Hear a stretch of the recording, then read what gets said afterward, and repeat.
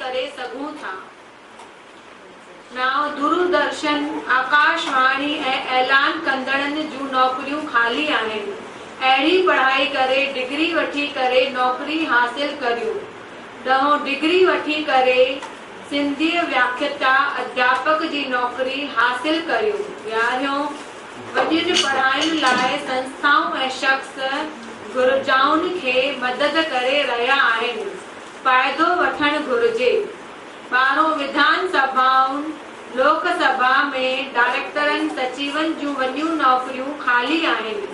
अहिड़ी पढ़ाई करे उन्हें नौकरियूं हासिल करणु घुर्जे। 13 हर कंहिं प्रांत जी भाषा सिखी विया आहियूं।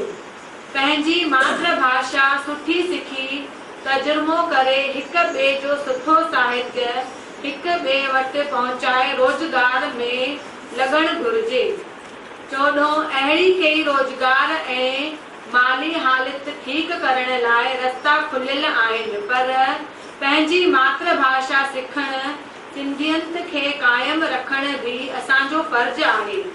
15 पंहिंजी सिंधी ॿोली सिंधी समाज जी सुञाणप आहे। मातृभाषा खे क़ाइमु रखणु भी असांजो फर्ज़ आहे। 16 सिंधी भाषा जी ॼाण हुअण करे ॿार माउ जी भाषा खे सवलाईअ सां ग्रहण करे सघंदो आहे।